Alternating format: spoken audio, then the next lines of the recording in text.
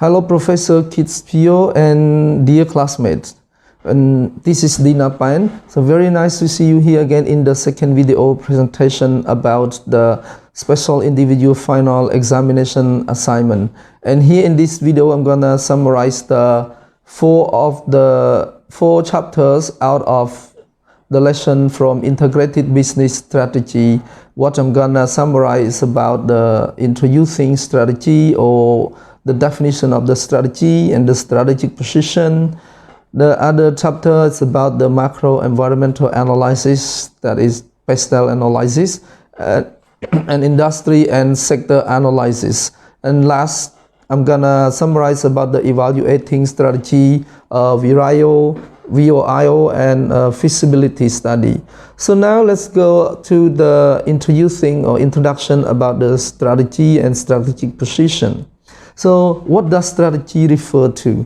Strategy refers to the long-term direction of an organization. A strategy statement should cover the goals of an organization, the scope of an organization activities, and advantages and capability of the organization brings the goals and activities.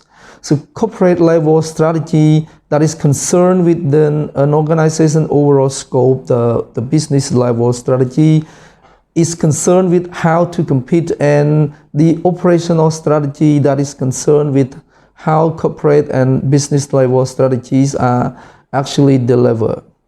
So the exploring strategy model have three main elements: that understanding the strategic position, making strategic choices for the future, and managing strategic actions. Strategy work is done by the managers throughout an organization, as well as specialist strategic planners and strategy consultants.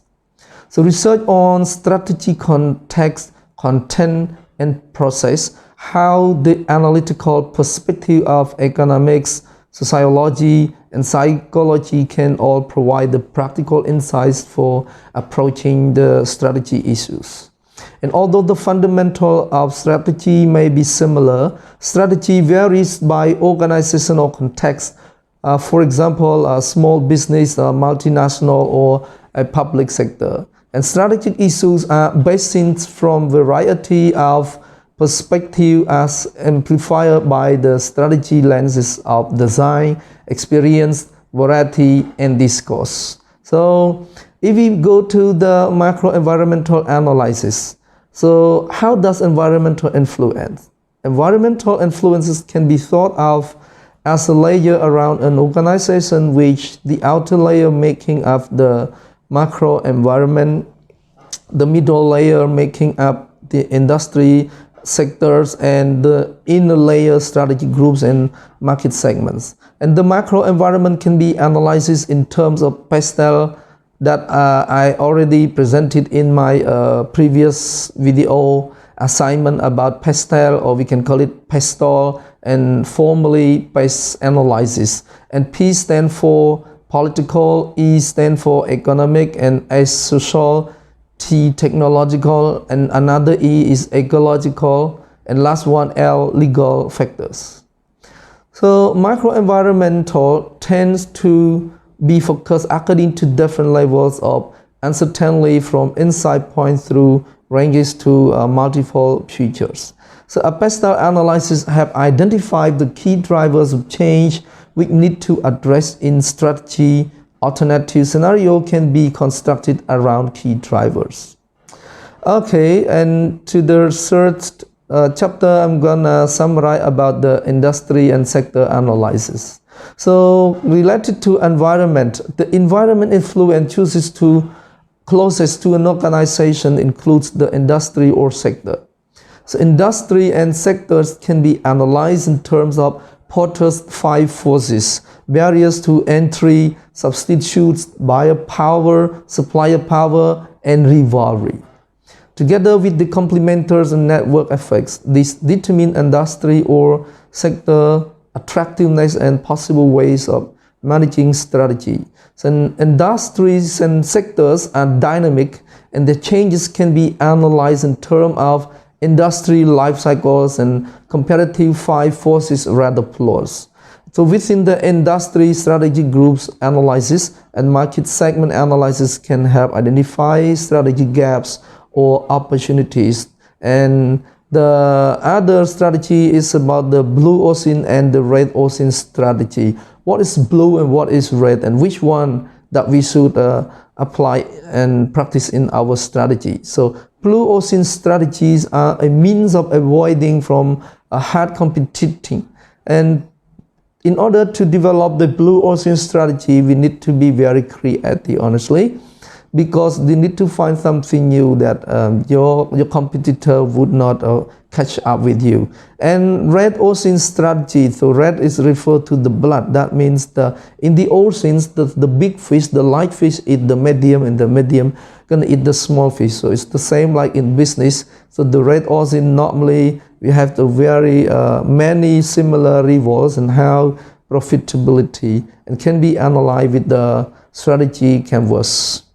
Well, and last I'm gonna summarize about the evaluating strategies, or VRIO or VOIO, which is stand for value or stand for rarity, and I imitatability, or the organization. So what is the VRIO and how important is this? So VRIO is an question framework, that the 4 question framework related, and it is a typically approach in the style of a decision tree. So if we're gonna talk about the value, the question should be, do you offer a resource that adds value for customers? And are you able to exploit an opportunity or neutralize competition with an internal capability?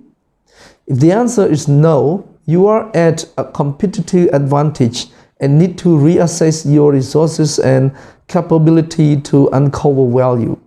But if the answer is yes, if value is established, and then you move on your VRIO analysis to rarity.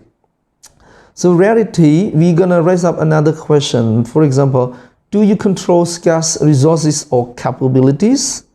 Do you own something that is hard to find yet in demand?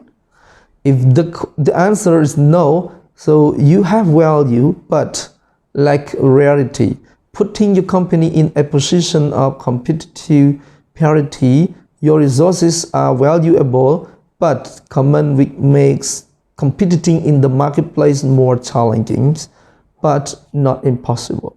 So it's recommended to go back one step and reassess.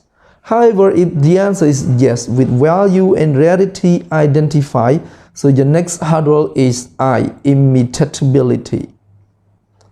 Imitatability, is it expensive to duplicate your organization resource or capability? Is it difficult to find an equivalent substitute to compare with your offerings? If answer is no, so your resource have value and rarity, but is affordable or easy to copy, so you have a temporary competitive advantage. It will require a considerable effort to stay ahead of the competitors and differentiate your services. Go back to one step and reassess. If the answer is yes, you offer something that's valuable, rare, and is hard to imitate or copy. So now the focus is organization. Does your company have organized management systems, process, structures, and culture to capitalize on resources and capabilities? If no, so without the internal organization and support, it will be difficult to fully realize the potential of your valuable, rare, and costly to imitate resources. Your company will have unused competitive advantage and will need to reassess how to attain the needed organization. And if yes, your company has achieved the ultimate goal of sustained competitive advantage when it has successfully identified all the 4 components of the VRIO framework. Then the other proposed strategy may be evaluated using the SAS criteria. So S stands for suitability, A stands for acceptability, and F, feasibility. So suitability. Suitability is concerned with the assessing which are proposed strategies addresses the key opportunities and constraints an organization faces. It is about the rationale of a strategy. So moving from suitability analysis criteria, and you go on to the acceptability of a strategy relate to three issues of the level of risk of a strategy, the expected return from a strategy, and the likely reaction of stakeholders. So feasibility is concerned with whether an organization or it can obtain the capability to deliver strategies. And what is a feasibility study and why is it important? So feasibility study is an analysis that takes all of a project relevant factors into account, including economic, technical, legal, and schedule considerations to ascertain the likelihood of completing the process successfully. Project manager use feasibility study to discuss the pros and cons of undertaking a project before they invest a lot of time and money into it. And feasibility studies also can provide a company management with crucial information that could prevent the company from entering blindly into risky businesses. So feasibility studies are important to business development. They can allow business to address where and how it will operate. They can also identify potential obstacles that may impact its operations and recognize the amount of funding and it will need to get the business up and running. So feasibility study aim for marketing strategies that could help convince investors or banks that investing in particular project or a business is a wise choice. And when doing a feasibility study, it's always good to have consistency plan that we also test to make sure is a viable alternative in case the first plan fails. Alright, that is the end of my presentation and thank you very much for your attention. I hope to see you again some days. Have a nice day. Thank you.